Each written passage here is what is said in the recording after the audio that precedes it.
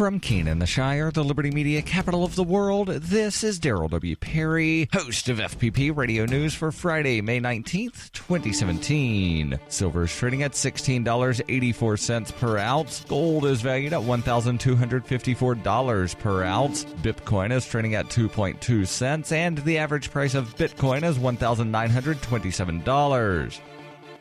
AntiWar DICOM reports over the past few weeks there have been multiple reports of President Donald Trump planning to unveil a massive arms sale to Saudi Arabia during his upcoming visit, and the figures have kept rising. What was $100 billion earlier this week is now, according to the most recent reports, $350 billion. That would make it one of the largest arms deals in U.S. history and realistically in world history, and indications are that President Trump intends to present this as part of the push for the creation of Arab NATO, and by extension make it part of Sunni Arabs confronting Iran. This single deal would dwarf President Obama's arms deals throughout his entire term in office, which are estimated at $200 billion and are themselves the biggest amount of arms sales by any administration in the post-war era. Saudi Arabia was a large buyer then as well. With Saudi Arabia locked in a seemingly endless war in Yemen, they're going to continue to throw money at more costly U.S. munitions and weaponry in hopes of winning what they thought would be a simple war, and all indications are that the current administration will be just as eager as the last one to sign off on those deals.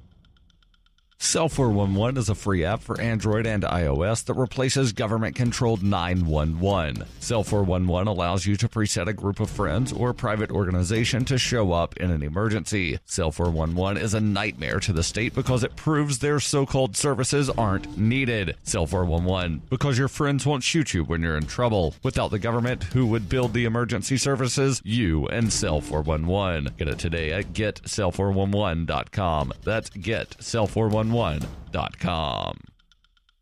UPI reports Jason Chaffetz, a top House Republican who asked the DOJ to investigate President Trump's firing of FBI Director James Comey, announced on Thursday he is resigning in June. In a letter to Utah's 3rd Congressional District, the chairman of the House Oversight Committee said, "After careful consideration and long discussion with my wife, Julie, we agree the time has come for us to move on from this part of our life," adding, "My life has undergone some big changes over the last 18 months. Those changes have been good, but as I celebrated my 50th birthday in March, the reality of spending more than 1,500 nights away from my family over 8 years hit me harder than it had before." His resignation was not a surprise. He announced in April he would not seek re-election in 2018 and would leave Congress before his term expired on January 3rd, 2019. Chaffetz will step down effective June 30th, 2017. His successor as House Oversight Chairman will take over part of the federal investigation into allegations of Russia's election hacking and whether Trump's campaign colluded in that effort. On Tuesday, Chaffetz asked the FBI for documents regarding Comey's communications with Trump. He also asked Comey to appear before his committee next week.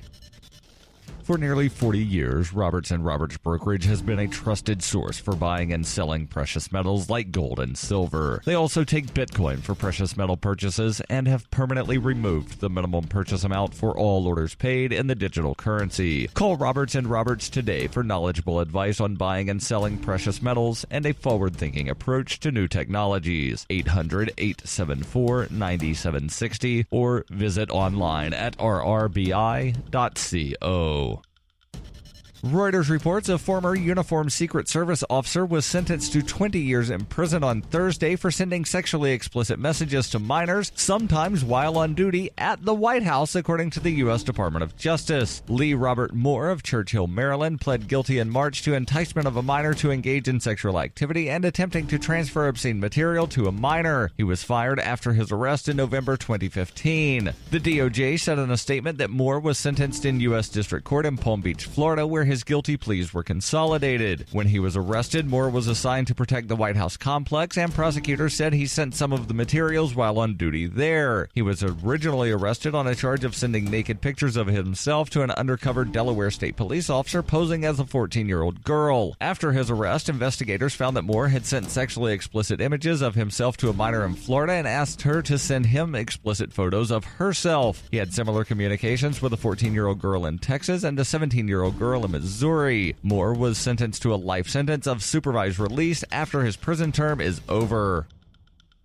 This has been FPP Radio News, online at fppradio.com.